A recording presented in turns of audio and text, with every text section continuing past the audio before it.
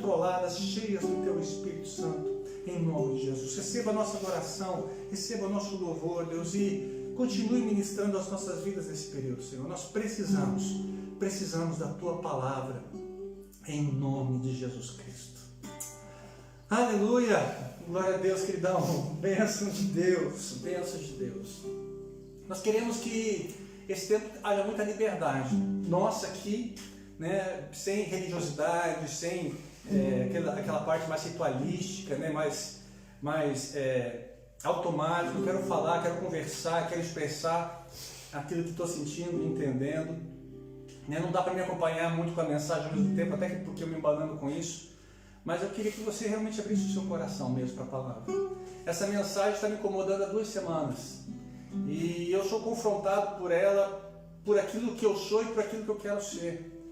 E eu compartilhei alguma coisa sobre esse assunto no culto de ceia que nós fizemos online pela Zoom, né? Pelo Zoom para os membros, só para os membros da igreja mesmo. Entendemos que deveria ser dessa forma. E eu não fui profundo, até porque o objetivo maior era a celebração da ceia. Mas, continuando a mastigar esse assunto que nós trabalhamos no culto de ceia, aprofundando mais esse tema, eu creio que Deus quer nos levar a uma santificação maior. O Senhor quer nos levar a verdadeiramente alinhar os nossos corações com o coração dele. E esse tempo de quarentena é um tempo de reavaliação, onde nossos sentimentos estão sendo manifestos dentro de casa, com a família, com a esposa, com os filhos. Às vezes o certo que nós imaginávamos que deveríamos fazer de início, já com o tempo prolongado de espera, de relacionamento, às vezes nos encontramos com quem somos. E não gostamos muitas vezes daquilo que vemos, essa é a verdade. Né? Então o tema que eu poderia dar para essa mensagem seria funcionando como um tabernáculo. E vocês vão entender por que esse tema. Né? Eu acho que nós nunca precisávamos tanto como no dia de hoje da manifestação da presença de Deus em nós. Porque, sabe, todos nós temos o Espírito Santo de Deus. Se você recebeu a Jesus Cristo como Senhor e Salvador da sua vida, Ele habita em você. Você sentindo ou não a sua presença, ela é real em você. Só que muitas vezes nós deixamos de andar no Espírito, como a Bíblia fala, que nós não devemos só ter o Espírito, mas andar em Espírito, sensíveis a Ele. Nós vivemos baseado naquilo que nós achamos e pensamos, na nossa lógica, né? E deixamos que essa presença de Deus não nos influencie. Porque a casa interior, né? Os nossos sentimentos, as nossas escolhas, os nossos altares interiores, elas não estão funcionando como deveriam estar funcionando. Não está sendo um local de adoração, um local de sacrifício. E nós precisamos meditar e refletir um pouco sobre esse assunto. Eu queria que você estivesse muito atento a essa mensagem. E a presença do Espírito Santo em nós, a manifestação, qual o objetivo dela? Não só, é claro, nós somos vivificados através do Espírito Santo, nós temos livre acesso ao Pai, de se relacionar com Deus, mas a presença do Espírito tem como objetivo também nos capacitar, nos encorajar, nos fortalecer, nos consolar, nos dar mais sensibilidade para ouvir a voz de Deus, como também ter condições de convicção de pecado, de erro. Só que mesmo na presença, se nós não estamos mesmo alinhados como um tabernáculo de Deus, nós podemos passar, né, várias situações, viver muitas situações, escolhas, onde esse Espírito tem um papel tão importante nas nossas vidas, não está se manifestando, não está nos guiando, não está nos influenciando como é o desejo do coração de Deus. No Antigo Testamento, para que Deus estivesse no meio do seu povo, quando eles saíram do Egito, Deus orientou Moisés a construir um templo. E Deus foi muito claro, muito específico, como Ele queria que fosse construído esse tabernáculo, esse local. Ele disse com que material que deveria ser feito cada um dos utensílios. Ele orientou o tamanho de cada peça, aquilo que ia com ouro, capacitou de forma sobrenatural algumas pessoas para trabalharem com esse material com ouro. Quer dizer, Deus foi muito detalhista para que a sua glória se manifestasse no tabernáculo. todos os rituais têm uma simbologia, tudo aquilo que acontecia no tabernáculo tinha um propósito tanto para aquela época, como eu acredito que também serve para o hoje, para as nossas vidas. Os rituais têm um simbolismo espiritual que se aplica a nós.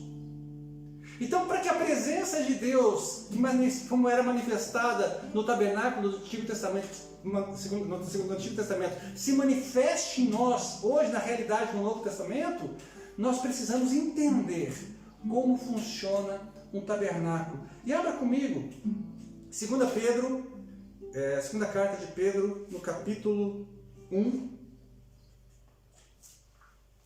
versículo 13 ao 14. 1 Pedro, capítulo 1, versículo 13 ao 14.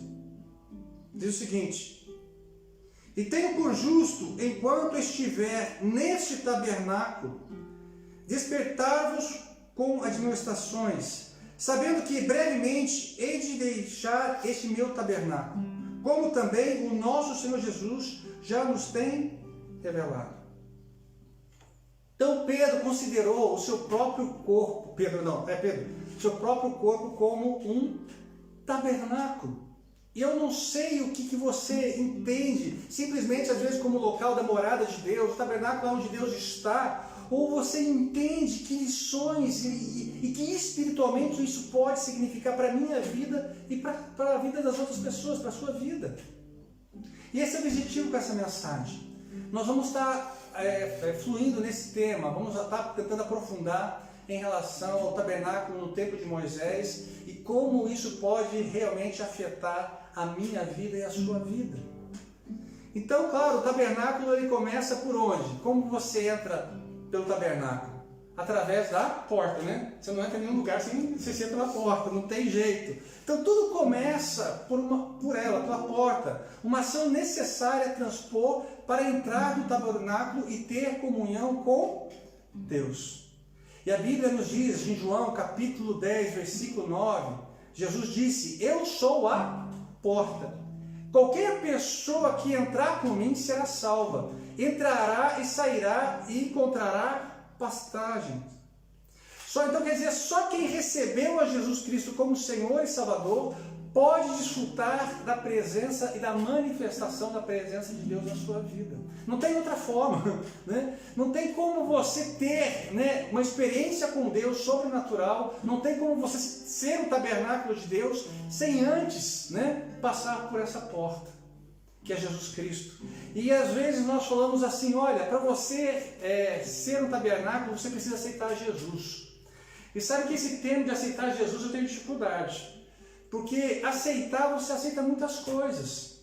Você aceita a verdade de um político, você aceita fato de outros, você aceita que determinada coisa é uma realidade, mas aceitar não quer dizer que eu tenho compromisso com aquilo.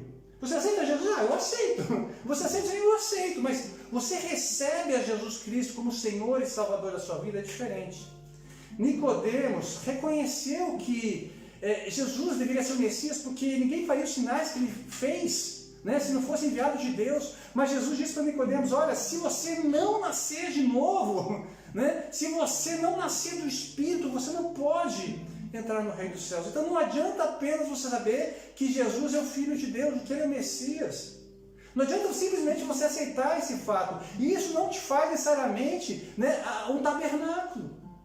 Isso não te dá segurança da salvação se você simplesmente aceitou o fato. Você precisa recebê-lo como Senhor da sua vida. Não simplesmente o seu Salvador, né? Eu não gosto de Jesus como Salvador, aquele que salva você dos problemas, né?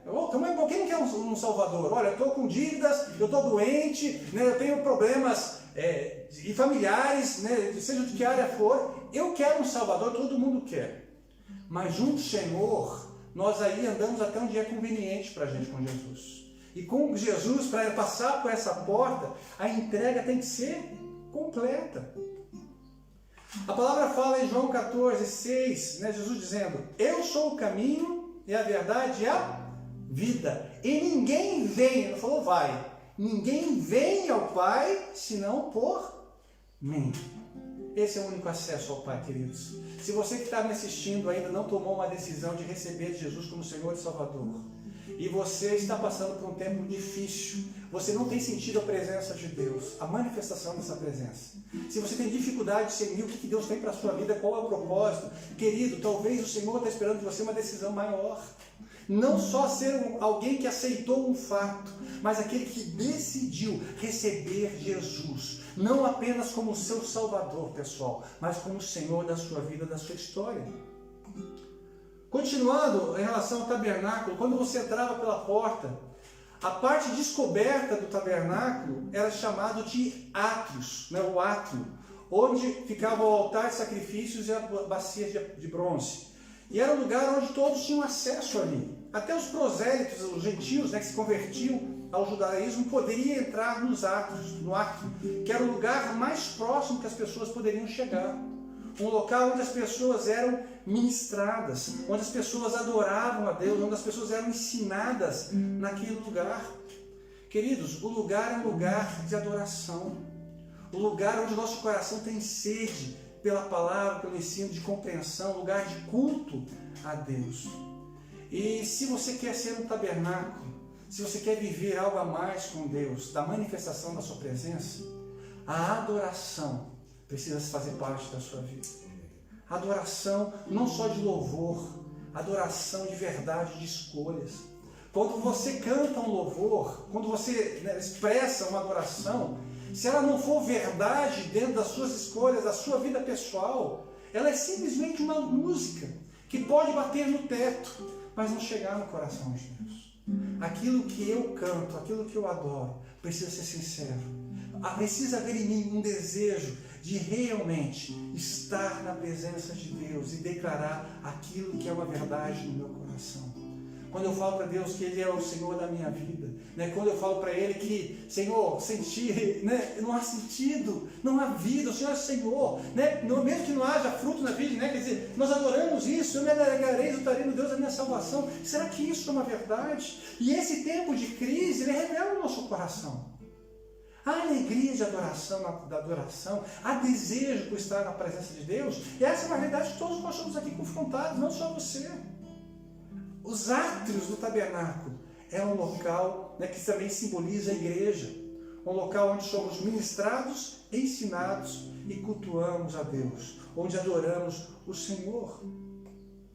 Então você precisa desenvolver isso na sua vida. Os filhos de Coré, né, os levitas, escreveram o Salmo 84, e ele fala no versículo 10 o seguinte: porque vale mais um dia nos seus átrios do que em outra parte 1000. Preferia estar à porta da casa do meu Deus, na tenda, do santo lugar do Santo dos Santos, né? E eu preferia estar na porta da casa do meu Deus, a habitar nas tendas da impiedade. Então, o salmista aqui, né, dos filhos de Coré, quando eles escreveram esse texto, eles expressam o seguinte: olha, eu preferia um dia na tua presença em adoração. Eu preferia muito mais estar onde eu sinto a manifestação da tua glória, do envolvimento da tua presença em mim, do que estar em qualquer outro lugar. 1000 dias. Eu prefiro, em outras palavras, que meus dias sejam abreviados, porquanto que esses dias que são vividos sejam diante da tua glória, os teus atos. Percebe isso? Isso confronta com muito daquilo que nós muitas vezes queremos e desejamos, daquilo que buscamos de fato de verdade. Será que de fato de verdade eu busco em primeiro lugar o reino dos céus e a sua justiça, aquilo que é do alto? Eu entendo que eu sou peregrino nessa terra, então o que vale para mim é a presença, é a vontade de Deus, é viver os sonhos daquilo que um dia no coração dele foi projetado para a minha vida. Então, se isso não for uma verdade para mim, eu não posso ser um adorador. Se quando eu falo de sonhos pessoais, quando você fala dos seus sonhos, se eu perguntasse para você o que você quer viver na sua vida, o que você quer, onde você quer chegar? Tem um vírus aí, pode vir outras coisas. Enquanto você está vivo, o que você quer vivenciar? Se quando você fala de sonhos, em pouco deles o Senhor está envolvido, queridos, precisamos reavaliar. Nós não estamos sendo um tabernáculo que Deus idealizou para nós. E quando você passava pela porta, nos átrios, do lado esquerdo, havia o altar de holocaustos. Ali havia sacrifício de animais por expiação. As pessoas deveriam colocar suas mãos sobre o animal, né? que seria sacrificado, como se de alguma forma, né, o pecado da pessoa fosse transferido para aquele animal. Irmão, pega um copo d'água para mim, irmão, por favor. O pecado gera morte, como nós sabemos, e por isso era necessário a morte de animais por substituição. Então o sacrifício fazia parte, né, do tabernáculo. Havia também de manhã e tardezinha sacrifícios, não por causa de culpa e pecado, mas ofertas de gratidão. Então havia um altar também, nesse altar de sacrifício, havia também espaço para ofertas de amor e de gratidão a Deus. E é tremendo que a palavra diz em Levíticos capítulo 6, versículo 13, que o fogo do altar de sacrifício arderá continuamente sobre o altar e não se apagará. Obrigado, meu amor. Minha diácona do dia. Obrigado, princesa. Sabe, e tudo isso tem um significado para as nossas vidas. Até quando fala que o fogo não deveria apagar o local de sacrifício. E eu acredito realmente que esse fogo, muitas vezes na Bíblia, simboliza o Espírito Santo de Deus. Então, quando eu entendo que eu preciso ser um tabernáculo, eu preciso entender que o altar de sacrifício, na sua lição espiritual, ele precisa ser aplicado na minha vida. Primeiro nós entendemos o seguinte: Jesus foi esse sacrifício perfeito, como nós vemos em João capítulo 1, 29, o Cordeiro de Deus, né? No dia seguinte, João viu Jesus que vinha para ele e disse: eis o Cordeiro de Deus que tira o pecado do mundo. Então ele é o Cordeiro. E é o Cordeiro que deu a sua vida por mim e por você. Ele se tornou sacrifício naquela cruz como Cordeiro de Deus. Para que eu e você tivéssemos, né, a certeza e a segurança da vida eterna. Só que a Bíblia também fala em Romanos capítulo 6, versículo 8, o seguinte: ora, se já morremos com Cristo, cremos que também com Ele viveremos. Ou seja, se eu não entender que eu preciso também morrer para mim mesmo, para este mundo, para aquilo que muitas vezes está lutando contra o propósito de Deus para a minha vida, queridos, eu não posso ser esse tabernáculo. A presença de Deus não vai se manifestar como eu gostaria na minha vida. Por quê? Porque o altar de sacrifício precisa existir na minha história e na minha vida. Romanos capítulo 12, versículo 1 fala o seguinte: Paulo, rogo-vos, pois, irmãos, pela compaixão de Deus. Você vê que ele chama a igreja de Romanos a uma compreensão maior. Olha, rogo para vocês, por favor, entendam, pela compaixão de Deus, que apresentei o vosso corpo em sacrifício vivo, santo e agradável a Deus, que é o vosso culto racional. Ou seja, nosso culto racional é as nossas escolhas conscientes de pessoas que entendem que vale a pena sacrificar a sua própria vida no sentido de objetivos, de tudo aquilo que fere o caráter de Deus, que vai contra a sua vontade, que realmente isso é que tem a ver com o Evangelho. Isso é racional, eu compreendo. Eu preciso entender que o que Jesus fez para mim, para você, para nós, é um exemplo. É um caminho a ser seguidos como os discípulos. Então eu preciso entrar pela porta e entender que o altar de sacrifício também é para mim. O fogo do Espírito precisa continuar queimando no coração todos os dias. Ele não pode se apagar. E essa é a presença do Espírito Santo em mim. Tem que me conduzir à renúncia. Uma vida de renúncia. Mateus capítulo 16, do versículo 24 em diante, diz o seguinte: se alguém deseja seguir-me, negue-se a si mesmo, tome a sua cruz e me acompanhe, porquanto quem quiser salvar a sua vida perderá, mas quem perder a sua vida por minha causa encontrará a verdadeira vida. Pois que lucro terá uma pessoa em ganhar o mundo inteiro, mas perder a sua alma? Queridos, a mensagem do Evangelho é uma mensagem de cruz, é uma mensagem de renúncia. Mas então, qual é a graça do Evangelho? A Bíblia não diz, Jesus não disse que nós teríamos vida e vida em abundância. Eu quero a vida em abundância, mas é justamente, não é contraditório. A vida abundante que Jesus menciona é relacionamento com Deus, é vida espiritual, a plenitude dessa relação, a manifestação da presença de Deus em nós. É isso que é a vida abundante. E não é nada vinculado às coisas desse mundo. A vida abundante não é prosperidade financeira, querido. Pode ser um resultado do seu relacionamento com Deus, baseado naquilo que Deus tem para você como chamado. Percebe? Nem todos todos terão as mesmas experiências, nem todas as pessoas vão conquistar as mesmas coisas deste mundo. Por quê? Porque tem muito a ver com aquilo que Deus estabeleceu para cada um de nós. João Batista tinha uma história com Deus. Ele era alguém cheio do Espírito Santo, mas vivia no deserto, não nos palácios. Deus chamou ele para aquilo. Ele não comia os manjares do rei, ele comia mel e gafanhoto. Ele não se vestia com roupas de marca, mas ele se vestia com pele de animais. Mas a Bíblia diz que nascidos de mulher não houve maior do que ele. Percebe? Então, quando eu sou guiado por aquilo que Deus tem para a minha vida, meu querido, olha, não importa onde eu estou, se é no templo, no sentido de lugar luxuoso, ou se eu estou numa barraquinha pequena, mas eu estou ali adorando a Deus. Não importa se eu estou num palácio, ou se eu estou, servindo ali os mais simples. Não importa a função, importa eu entender por aquilo pela qual eu fui chamado a fazer. Como um instrumento de Deus, como um tabernáculo. E eu preciso alinhar o meu coração com o coração de Deus. Não tem como ser cheio do Espírito Santo sem passar pela morte, meu irmão. Você precisa perder para ganhar. E quando nós perdemos, aí você vai encontrar tudo aquilo que você está lutando para conquistar. Não há como você chegar lá sem antes perder. É paradoxal isso, mas é uma verdade espiritual. A Bíblia fala que aquele que quer receber primeiro tem que dar. Não é assim?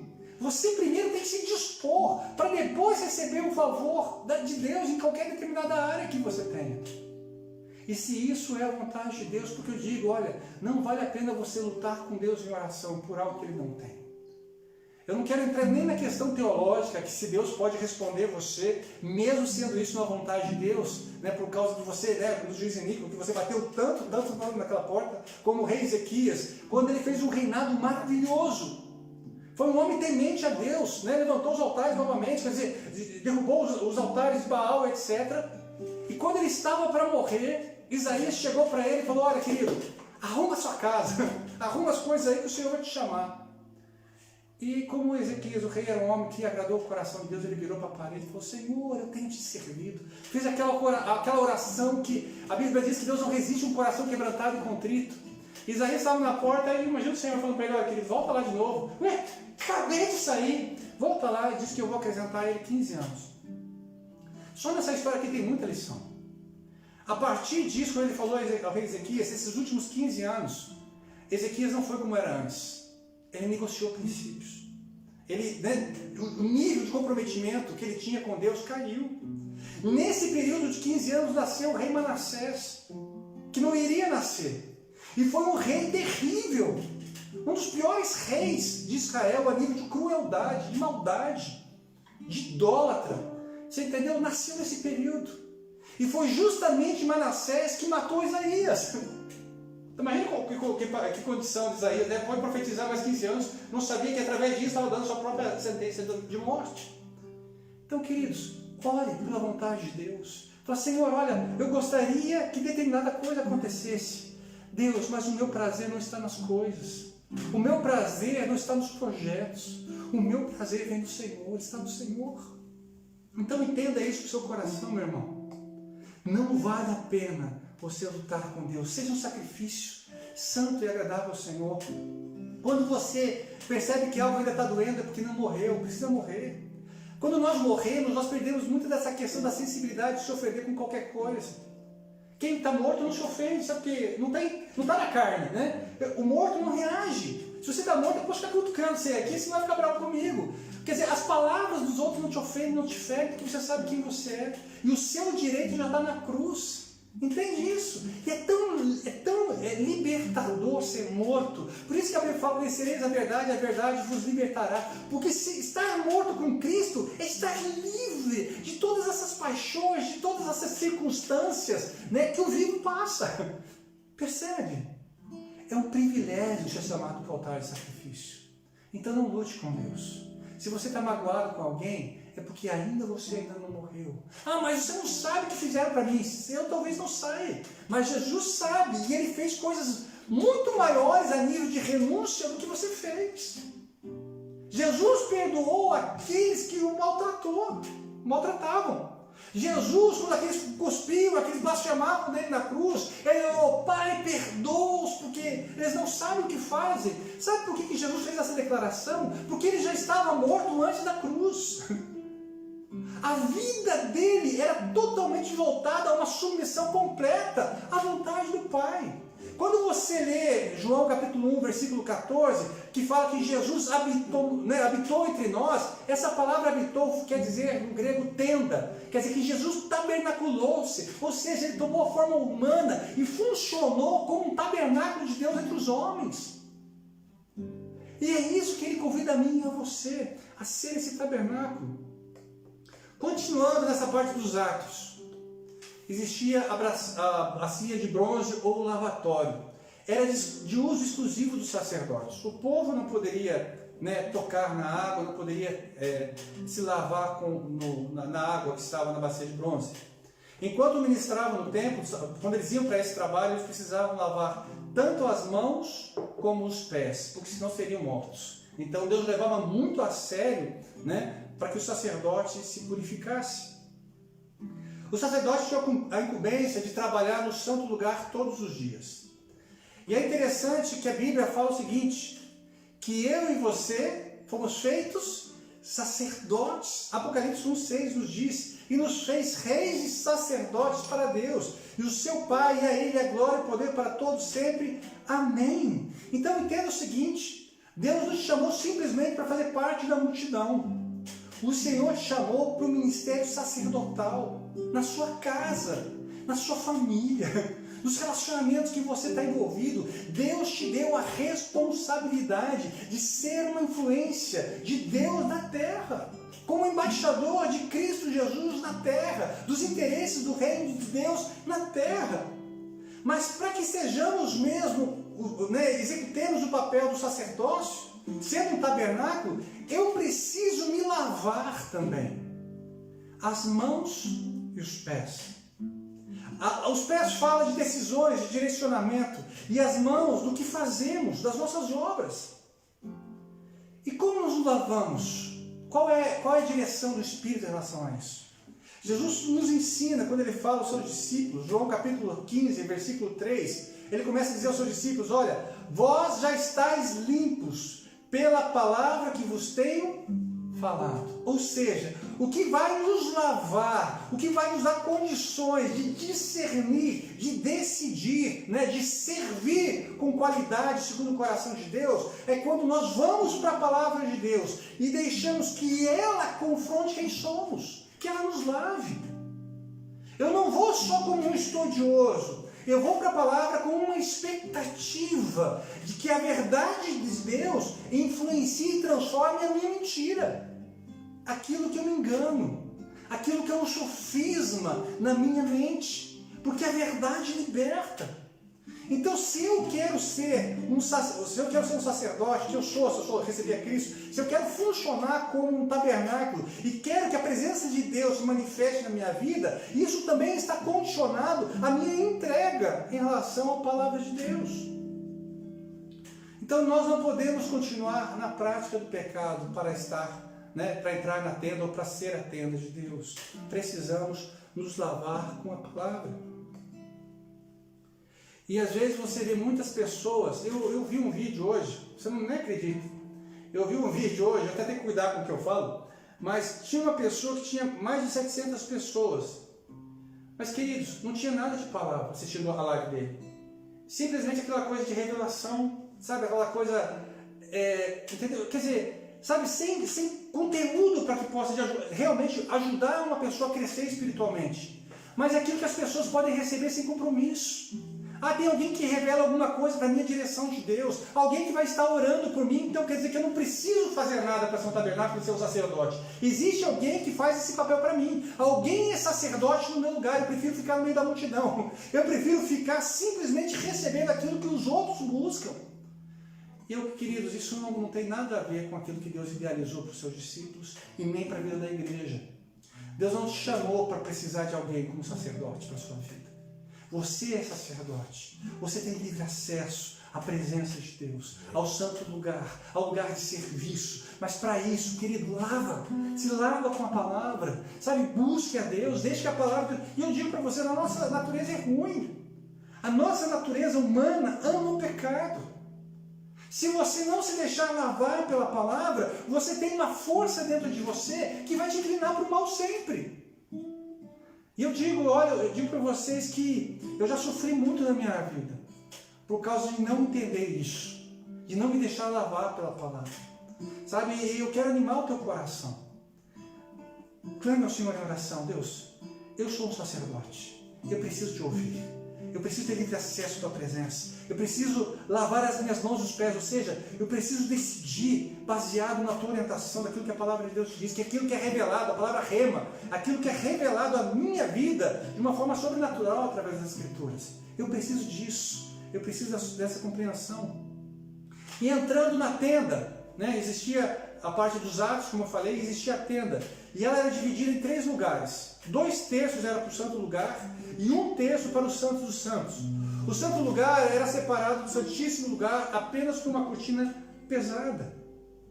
Então os sacerdotes entravam diariamente no santo lugar. O santo lugar era conhecido como lugar de serviço. E eu digo que tem muitas pessoas que gostam de servir a Deus, gostam de ser um instrumento de Deus. Mas antes precisamos nos lavar pela palavra. E existe também alguns utensílios dentro do santo lugar que precisamos entender que, como existia no tabernáculo de Moisés, ele também precisa ser efetivo dentro de nós também, como tabernáculo. Então, dentro do santo lugar, da tenda, existia a mesa dos pães da proposição. Nessa mesa havia 12 pães. O número significava as 12 tribos de Israel. Proposição quer dizer presença. Pão, o alimento, representava o alimento que provinha da presença de Deus. É da presença de Deus que sai a palavra que alimenta o seu povo. A mesa representa o próprio Cristo, que ele é o pão da vida, como ele disse em João capítulo 6, versículo 48. Então, eram os sacerdotes que deveriam comer dos pães. E nós precisamos nos alimentar da palavra de Deus para podermos ensinar e alimentar outras pessoas, como sacerdotes. Entenda isso, queridos. Nós vamos para a palavra, como nós falamos da bacia de bronze, para nos lavar para ela. Mas a mesa da proposição é um lugar de ensino, de aprendizado com Deus, através da palavra. Você precisa estudar a palavra sistematicamente. O que limita a tua experiência com Deus, até onde você pode servi-lo, é o quão você está disposto e é dedicado nos estudos das Escrituras. Eu parei 3, 4 anos da minha vida para estudar teologia. Existe uma história da minha vida que ninguém conhece, que foi um preço na minha juventude, que eu entendi que eu precisava estudar, eu precisava aprender. Eu precisava me alimentar de Deus o suficiente, quer dizer, nunca é suficiente, mas o mínimo necessário para que eu pudesse servir nesse santo lugar, para que de verdade eu tivesse preparado para corresponder não só com as expectativas do coração de Deus, mas as expectativas das pessoas que me ouvem. E Deus leva isso muito a sério, sabe por quê? Porque Deus não vai te colocar para pastorear pessoas que você não tem condições para alimentá-las. Deus não vai te colocar para servir em lugares que você gostaria, mas se você não está disposto a se alimentar do pão vivo. Entenda que isso Deus não fará por você. Você precisa ser responsável em estudar. E se você tem preguiça ou você tem outras prioridades que a palavra de Deus não está nela, então entenda que o seu ministério será muito mais limitado. Não por causa de Deus, mas por causa de nós. Então, queridos, você vai até onde você acredita que é capaz de ir, até onde você está preparado para ir. Não é Deus que vai limitar a abrangência do seu ministério.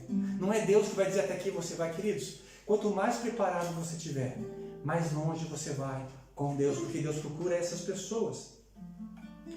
Oséias capítulo 4, versículo 6 diz o seguinte: porque o meu povo se perde por falta de conhecimento, por teres rejeitado a instrução, excluir-te-ei do meu sacerdócio. Oséias 4,6. Quer dizer, o povo não tem falhado o pecado, o povo não tem se perdido por falta de espiritualidade e oração. O povo tem se perdido em heresias que nós vemos muito por aí. Sabe por quê? Por falta de conhecimento. Então essa falta de conhecimento, a responsabilidade é nossa como líderes. É nossa como sacerdotes. Então a fé precisa ser fortalecida. A fé precisa ser fortalecida no conhecimento e não em achismos. A nossa fé muitas vezes é fragilizada e muitas vezes passamos lutas que não precisavam existir, porque a nossa fé não tem aonde estar sustentada. Não há revelação das Escrituras, não há fundamento bíblico e teológico no sentido de argumentação para a sua consciência, para a sua mente, na hora que o diabo vier trabalhar com setas do inferno em relação à sua história e à sua vida. O conhecimento junto com a oração são duas colunas que sustentam a nossa fé e a nossa vida espiritual. Nós precisamos investir nisso. Então, no santo lugar existia a mesa dos pães da proposição. E também existia o candeeiro de ouro, castiçal ou candelabro, dependendo da versão, né? Que permanecia aceso o tempo todo na tenda. Simbolizava a adoração permanente do seu povo. Ela iluminava todo o ambiente do santo lugar. Era feito de ouro com 7 lamparinas e era usado para acender as lamparinas um azeite puríssimo de oliva. E nós sabemos, a Bíblia nos mostra em João 8,12 que Jesus, que o candelabro simboliza Jesus. Fala o seguinte, Jesus falando. De novo, lhes falava Jesus dizendo: eu sou a luz do mundo. Quem me segue não andará em trevas, pelo contrário, terá a luz da vida. O candelabro também simboliza a igreja. Apocalipse 1:20 fala sobre isso também. Quando o ministério das 7 estrelas que viste na minha mão direita e os 7 candeeiros, né, ou candelabros de ouro, as 7 estrelas são os anjos das 7 igrejas, e os 7 candeeiros são as 7 igrejas. Então vemos que também o candeeiro simboliza, o candelabro, as igrejas. Mas a Bíblia também diz que nós precisamos ser a luz. Né? O lugar onde os sacerdotes trabalhavam, né, que tinha o candeeiro, precisava haver luz naquele lugar. E nós precisamos ser luz do mundo. Mateus 5,14 diz: vós sois a luz do mundo. Não se pode escolher uma cidade ficada sobre um monte. Precisamos ser testemunhas de Cristo como sacerdotes. E uma das coisas que eu tenho visto é que vivemos um tempo de intimidação para a pregação do Evangelho. Há uma cultura gospel hoje em dia que diz que nós só testemunhamos com a vida. Não, cara, eu não preciso falar que sou crente, eu não preciso falar de Jesus para as pessoas, eu só com a minha vida eu testemunho. Queridos, isso é importante, mas só isso não é bíblico. Sabe por quê? Porque a Bíblia diz, até Jesus disse aos seus discípulos: olha, ide, pregai. Não fala ide ser uma boa testemunha, um bom comportamento cristão, para que as pessoas reconheçam que você é crente. Não, fala pregue. Paulo diz, olha, Timóteo, prega em tempo e fora de tempo. Ou seja, o Evangelho ele precisa ser testemunhado com palavras.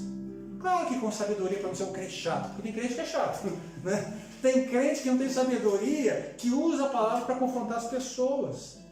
Mas eu preciso de discernimento do Espírito. Se eu sou esse tabernáculo, eu vou ter a revelação do Espírito, a manifestação do Espírito. E eu vou entender a hora e vou estar clamando por isso. Deus, me dê condições de testemunhar quem Cristo fez na minha vida. Eu preciso falar do seu amor, eu preciso pregar. Então, esse discurso que só testemunha com a vida, muitas vezes tem a ver com os tímidos e aqueles que realmente não querem expor, né? Não querem se colocar, a sua imagem se colocar de alguma forma questionável diante das pessoas que não são cristãs. Então, dessa forma, você está sendo um agente secreto, você não está sendo luz. E por último, aqui no santo lugar, o altar de incenso ficava do lado da cortina que separava o santo lugar do santo dos santos. Representa a oração do seu povo. É a oração que traz comunhão e unção de Deus de maneira especial. Era acendido todas as manhãs e todas as tardes. Mostra-nos que devemos orar em todo o tempo. Não há comunhão com Deus sem relacionamento com Ele. E o relacionamento com Ele vem de uma vida de oração. Eu confesso a vocês, olha, é tão mais fácil às vezes porque nós já aprendemos um código de conduta. A gente já sabe, isso não posso, isso eu faço, isso eu não faço, isso eu vejo, isso eu não vejo. Então nós aprendemos um código de conduta. Mas desenvolver uma vida de relacionamento com Deus é complicado, sabe por quê, queridos? Porque não tem como entrar na presença de Deus sem ser confrontado com quem você é. Isaías, quando entrou na presença de Deus, o que aconteceu com ele? Ele teve condição de pecado. Ele falou, eu vou morrer porque meus lábios são impuros, e eu habito num povo de impuros lábios. Quer dizer, eu via a glória de Deus, eu sentia a presença de Deus, quer dizer, eu vou morrer. Então, quando nós entramos na presença de Deus em oração para se relacionar com Ele, você não vai ter assunto se você não está disposto para passar primeiro antes no altar de sacrifício. Você não vai ter assunto. Você vai ser confrontado com os pecados que você gosta, com aquilo que você não quer mudar, com aquilo que você acredita que você não consegue vencer, e você vai se acostumando uma vida cristã, entre aspas, religiosa, sem Cristo, sem relacionamento. E não há como você ter manifestação da presença de Deus sem uma vida de oração. Então entenda isso, o lugar de serviço. Sabe qual é o seu lugar de serviço? Querido, é se alimentar da palavra de Deus, é ser luz no mundo, é você orar e se relacionar com Deus através da oração. E por último, Santo dos Santos, o Santíssimo Lugar. Nem mesmo os sacerdotes tinham acesso ao Santo dos Santos, mas somente o sumo sacerdote tinha acesso uma vez por ano para entrar nesse lugar, para fazer a expiação dos pecados do povo, derramando sangue sobre o propiciatório que ficava em cima da Arca da Aliança. Então era no Santo dos Santos que até o sumo sacerdote entrava na altura da cintura com um sininho. Se entrasse no Santo dos Santos em pecado, querido, pode puxar a corda que já ficou por ali. Não havia como entrar na presença de Deus em pecado. E a Arca da Aliança tipificava justamente isso, a presença de Deus com o seu povo, no meio do seu povo. E precisamos entender que a presença de Deus tem, nessa Arca da Aliança, tem um significado muito importante para nós. E é claro que nós sabemos também, né, que através de Cristo na cruz do Calvário, nós temos livre acesso à presença de Deus. Nós não seremos mais fulminados como sumo sacerdote, porque Jesus se fez pecado por nós. Aquilo que era impossível o homem através da sua própria obediência, das leis de Deus, porque o homem peca, a Bíblia fala que é impossível, né? Todos os pecados estão destruídos da glória de Deus, mas Cristo, né, se entregou, foi um cordeiro perfeito de Deus. Nós não precisamos colocar mais a mão sobre um animal, né, sobre um cordeiro, para que o nosso pecado fosse de alguma forma atribuído a ele, né, de uma forma de encobrir, não de perdoar, mas Jesus se fez pecado por nós. Então quando Deus olha para nós, Ele vê o sangue do Cordeiro sobre as nossas vidas. Então, né, a Bíblia fala no capítulo 27 de Mateus, versículo 50, quando Jesus entregou o seu Espírito, diz o seguinte: de novo bradou Jesus com grande voz, e entrou e entregou o Espírito. Eis que o véu do santuário o rasgou em dois, de alto a baixo, tremeu a terra, as pedras se fenderam, ou seja, aconteceu justamente, né, uma mudança de antes e de depois da relação do homem com Deus. Antigamente a presença de Deus se manifestava através do tabernáculo, através da arca, através dos profetas, no meio do povo de Deus. Hoje, através do sangue do Cordeiro, desse véu que foi rasgado, eu e você temos total liberdade de acesso a essa presença maravilhosa, reveladora do Senhor Jesus, de Deus, nas nossas vidas. E para finalizar em relação à Arca da Aliança. Na Arca da Aliança existia 3 utensílios lá dentro. 3 utensílios. Um pote com maná, a vara de Arão e as tábuas da lei. E um tempo atrás eu meditei sobre isso. Como isso se aplica a nós? Se nós somos um tabernáculo, se nós de certa forma somos essa arca, né, de Deus, porque Deus habita em nós, Deus está em nós, né? Nós somos representantes, né, de Deus como reino de Deus na terra, a sua igreja que somos nós. Eu entendo o seguinte: se eu sou, né, se eu sou um sacrifício vivo, me lavo com a palavra, sou luz, tenho uma vida de oração, tenho buscado conhecimento da palavra de Deus, a manifestação da presença de Deus será marcada pelo seguinte, pelo que estava dentro da Arca da Aliança, que tinha lá o vaso com maná. Maná fala do quê? De provisão. Então, se eu sou, né, esse lugar da manifestação da presença de Deus, a provisão vai fará parte da minha história e da sua história. Não tem como. Deus sustentou o seu povo no deserto de uma forma sobrenatural. Então, se Deus está em nós, se nós somos esse tabernáculo de Deus na nossa geração, queridos, você terá uma vida de sobrenatural. Às vezes você não sabe como as coisas vão ser resolvidas. Né? Vamos dizer assim, nós vivemos num tempo onde nós precisamos que o sobrenatural aconteça. Mas fique descansado, querido. Só veja se você realmente está funcionando como um tabernáculo. Entenda se os seus compromissos são de fato com a palavra de Deus, com aquilo que ela ensina. Né, com as lições que nós estamos falando aqui, sobre esses utensílios que haviam no tabernáculo. Se essas verdades que nós estamos aprendendo aqui espiritualmente são aplicáveis na nossa história, se elas realmente de fato são, então pode ficar tranquilo, o maná do Senhor, a solução virá quando você menos espera. Não será através de algo que você possa de alguma forma achar que o seu esforço ou a sua capacidade produziu um livramento. Você vai reconhecer, querido, que foi o favor, foi o milagre do Senhor, o maná. Outra coisa que nós vemos também na arca, a vara de Arão, que fala de honra e de milagre. Quando houve o pecado de Corá, né, quer dizer, dos levitas ali, os líderes, os chefes das tribos começaram a questionar o sacerdócio de Arão e começaram a confrontar Moisés em relação a isso.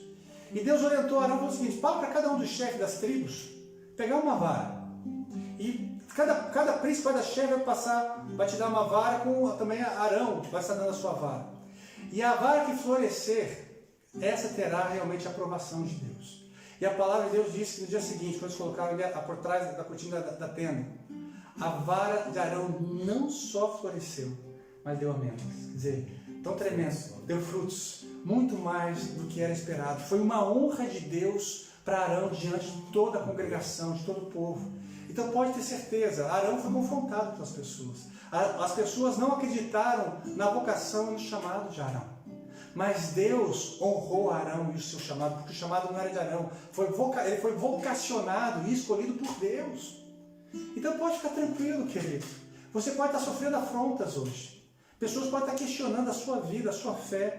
Onde está o seu Deus nesse tempo? Onde as pessoas podem dizer, cadê? As coisas não estão acontecendo na sua casa, na sua família, na sua história. Pode ter certeza, se você é o tabernáculo de Deus, se você é a arca do Senhor, pode ter certeza, vai frutificar. Aquilo que está seco e sem vida dará o seu fruto no tempo do Senhor. Então, honra e milagre fará parte também da história da sua vida.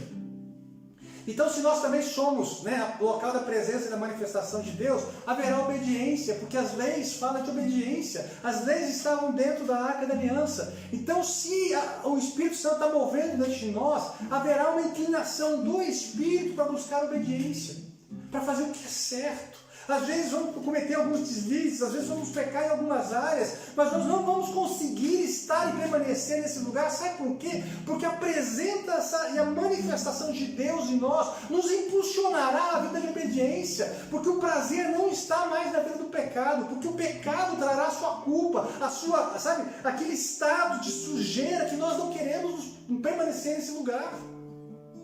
Então você vai realmente desejar ter uma vida de santidade, uma vida na presença de Deus. Sabe, eu quero orar por isso. Eu quero apresentar a minha vida e a sua vida diante do Senhor. Falamos tantas coisas, acho que a gente até prolongou um pouco mais essa mensagem hoje. Bom demais. Mas eu entendo que isso é muito sério. Se é um tabernáculo de Deus, a gente não pode levar isso como se fosse, quase como uma frase que nós usamos assim, brincadeira, só casa de Deus, e não temos nenhum zelo e nenhum senso de responsabilidade de saber que Deus realmente habita em nós. E se de fato não há essa manifestação, nós não estamos funcionando como tabernáculo, muitas vezes nós não vamos entender porque o fruto dessa relação do Espírito com o Espírito não está acontecendo. E qual é o fruto do Espírito? Paz, amor, alegria, mansidão, longanimidade, benignidade, domínio próprio. Percebe? A presença dele em nós precisa gerar o seu fruto. E se você não tem paz nesse tempo, peraí, tem alguma coisa errada. Porque a paz não é fruto de um sentimento que nós geramos através da circunstância, é um estado que recebemos pela fé e pela relação com a pessoa do Espírito. Então, quanto mais eu compreendo as Escrituras, quanto mais eu aplico tudo aquilo que foi ministrado na minha vida e procuro ser diligente, queridos, a paz te alcançará. Você será envolvido com aquilo que Jesus disse aos seus discípulos, que ele deixaria a sua paz. Então, independente, tá pegando fogo aí tudo, né? Tá um caos, queridos. Eu estou preocupado porque eu amo as pessoas. Eu tenho as minhas preocupações porque eu não estou isento e alienado à realidade. Mas a paz que excede todo entendimento está sobre a minha vida, ela me envolve. Eu descanso no braço do meu Pai. Sabe, nele eu posso encontrar alegria, em meio ao caos. Eu já vivi situações que fui questionado porque pessoas da minha casa, da minha família, estavam doentes. E até eu estava rindo numa situação e perguntaram para mim, olha, quando a sua mãe vai operar de aneurisma, não podia falar, aneurisma, ela é operada de aneurisma, tinha um risco grande de vida. E eu falei para o rapaz, olha, vai ser amanhã. E ele olhou para mim, eu estava no seminário na época, em 97, acho que 97, foi no seminário teológico. E ele olhou para mim e falou, sério, Rodrigo, você está aqui rindo com os colegas, se a sua mãe vai operar amanhã, você está aí desse jeito? E balançou a cabeça como se ele estivesse escandalizado. Eu cheguei em casa chorando e pedindo perdão para Deus. Falei, Deus, como que pode eu ser tão insensível? Sabe, mas o Espírito Santo me lembrou naquele dia, quando eu estava orando a Deus, que eu já tinha entregado a minha mãe como sacrifício a Ele. Falei, Deus, faça da minha mãe a sua vontade. E a partir do momento que eu abri mão, me veio paz. Porque eu sabia que se Deus quisesse levar minha mãe, Ele fez o que era melhor. Mas se Deus quisesse que a minha mãe permanecesse, eu louvava Ele também por isso, porque Deus teve compaixão e misericórdia de nós. E graças a Deus minha mãe está aí até hoje, né, com a gente, até aqui em Portugal está com a gente, depois de 97, mais de 20 anos. Né? Então Deus moveu a sua vontade. Então quando nós nos relacionamos com Ele, a paz é um resultado disso, é um estado. Então feche seus olhos, vamos orar. Pastores que estão me ouvindo, se prepare, queridos, se prepare. Você precisa ter uma vida de oração, mas você precisa conhecer as Escrituras ainda mais. Não esteja satisfeito com aquilo que você já tem. Esse é um grande problema nosso, porque nós nos comparamos com as pessoas, querido. E quando olhamos a nossa volta, achamos que estamos bem ou não. Mas a única pessoa de comparação que nós devemos ter é Cristo. E toda vez que nós nos comparamos com Cristo, temos tanto para crescer e aprender, temos tanto a melhorar, ao ponto que as pessoas precisam se relacionar conosco e ver Jesus em nós, a vida dele sendo gerada em nós. Então, líderes, se alimente. Queridos, você que é membro, é ovelha, é alguém que recebeu a Cristo como Senhor e Salvador, queridos, se lance nesse maravilhoso caminho do relacionamento com Deus e funcione como um tabernáculo, entre pela porta, viva os atos da adoração, se lave com a palavra, seja um sacrifício, trabalhe para o Senhor como sacerdote, entenda o seu papel no corpo, e desfruta de uma intimidade maravilhosa dos santos santos com a presença de Deus. Pai querido, nós queremos te exaltar e te adorar. Deus, eu clamo ao Senhor, me ajuda a ser esse tabernáculo, me ajuda a novamente, Senhor, levantar altares que talvez de alguma forma no passado eu deixei eles fluir. Eu quero ser a tua casa favorita, eu quero que o Senhor tenha prazer na minha vida. Senhor, um dia eu quero chegar no céu, Deus, um dia eu quero estar diante da tua presença e poder olhar para os seus olhos, Deus, e não sentir vergonha, porque eu sei o que eu deveria ter feito e não fiz. Senhor, ter vergonha porque eu amei mais o mundo do que amei o Senhor. Eu quero, Senhor, olhar para os teus olhos naquele dia, Senhor, e, Senhor, arrancar um sorriso dos seus lábios, dizer que o Senhor teve prazer nas nossas vidas aqui, que fomos realmente o tabernáculo, Senhor, o templo, a casa do Senhor, onde o Senhor teve prazer nas nossas escolhas, esteve presente nas nossas dores, nas nossas preocupações. Deus, é mesmo o Senhor falando que naqueles momentos que nós nos sentimos tão só, mas adoramos, Deus, nós não sabemos nem tão grande livramento do Senhor, o Senhor já estava operando a nosso favor. Nos faz almejar esse dia, Senhor, do encontro, nos faz olhar para a eternidade para cima, nos tira do temporal do tempo, Senhor, simplesmente daquilo que vivemos apenas no presente, Senhor, simplesmente as circunstâncias, nos faz ver aquilo que é eterno e sonhar com a tua volta. Deus, em nome de Jesus, santifica-nos da tua palavra, santifica-nos da verdade. Senhor, nos ajude a ser uma referência da verdade do Evangelho nessa geração. Senhor, arranca de nós toda a religiosidade, porque sabemos, Deus, que o problema das pessoas não é com Cristo, mas com o Evangelho, Senhor, com o modelo de igreja que apresentamos às pessoas, e achamos que isso é espiritual, isso é certo. Quebranta os nossos corações, Senhor. Nos faz ver o Evangelho como o Senhor vê. Nos faz amar as pessoas como o Senhor ama e aceitá-las, Deus, como elas são. Deus, ajudá-las a vencer os seus pecados, as suas dificuldades com graça, com abraços, Deus, com amor, sem juízo, sem apontar o dedo a ninguém, sem se sentir superior porque eu estou na igreja há mais tempo. Deus, nos ensina a lavar os pés uns dos outros. Nos ensina, Deus, não almejar, Senhor, os grandes lugares, mas nos ensina realmente como o Senhor, Deus, nos fazer menor, Deus, para que o Senhor seja aquele que é glorificado, que as pessoas que estão à nossa volta, que eles sejam honrados. Deus, em nome de Jesus, nos ajuda aí ao altar de sacrifício, de crucificar a nossa reputação, Senhor, a entregar o nosso amor próprio, no sentido de, Senhor, querer os louvores desse mundo e o reconhecimento das pessoas, de querer fazer o nosso nome grande. Deus, que o nosso desejo, as nossas motivações sejam sinceras, mesmo que não haja reconhecimento, mesmo que não hajam oportunidades. Deus, nós queremos ter a plena convicção no nosso espírito que nós estamos vivendo 100% daquilo que o Senhor nos idealizou. O Senhor idealizou para nós como o seu tabernáculo, como a sua igreja, Deus, como o seu povo nessa terra, em nome de Jesus. Guia-nos na adoração. Querido, eu quero te animar a adorar a Deus.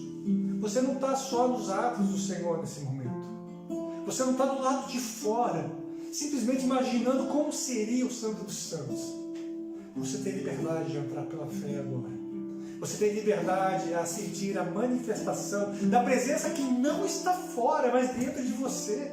Isso é maravilhoso, porque você não precisa esperar uma visitação de Deus, como era no Antigo Testamento, onde os reis recebiam as visitações de Deus, os profetas, mas você tem a habitação de um Deus maravilhoso e que Ele quer se manifestar através dos seus sentidos, você sentir a maravilhosa presença do Senhor em você, em nome de Jesus. Adore o Senhor, sinta a presença dEle em você, em nome de Jesus. Amém. Existe mais. Existe mais.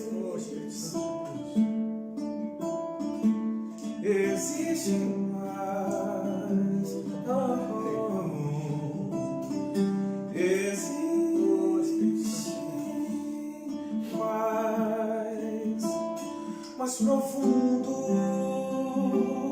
mais profundo, que me atraia tua glória, mais profundo,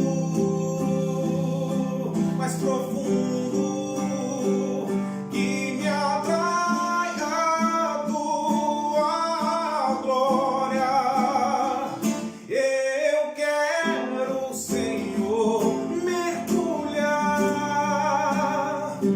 nas tuas águas de amor. Eu quero beber da tua fonte de águas vivas.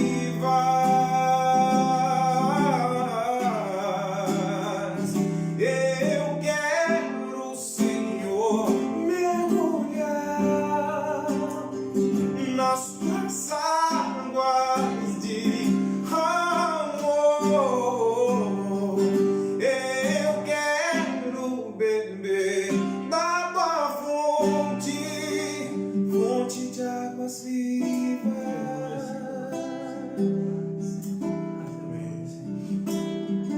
Aleluia, Senhor. Glorificado seja o Senhor. Deus, muito obrigado por esse tempo.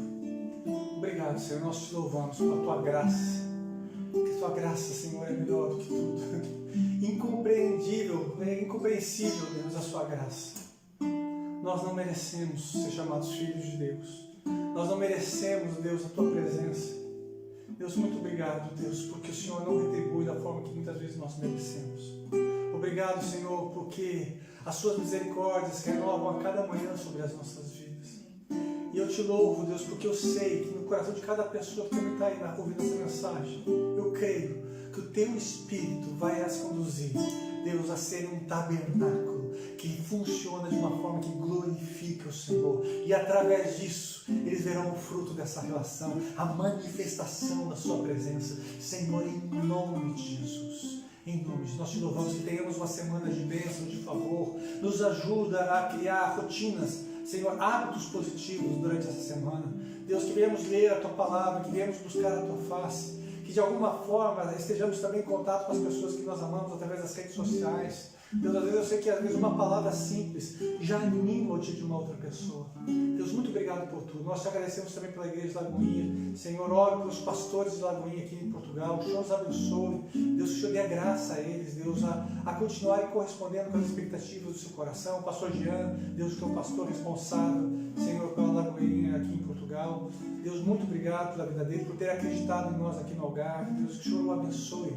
Abençoe as demais igrejas, as igrejas que estão nascendo aqui em Portimão, as igrejas que estão nascendo em Portugal. Senhor, nesse tempo é tão difícil iniciar qualquer coisa, mas eu clamo ao Senhor, Deus, abençoe esses pastores, esses ministérios que correspondem com as expectativas do seu coração. Deus, que haja muitas igrejas e denominações diferentes, crescendo de mão dadas, Deus, porque não estamos aqui, Deus, para estabelecer apenas uma placa, Senhor, disputando reino com reino, misericórdia, Senhor, mas que sejamos um corpo unidos, Deus, a alcançar pessoas diferentes, Deus, com, Senhor, estratégias diferentes, muitas vezes cada igreja, mas com os mesmos valores, com a mesma fé, com a mesma doutrina. Senhor, em nome de Jesus, nós te louvamos, nós te agradecemos, no santo nome de Jesus.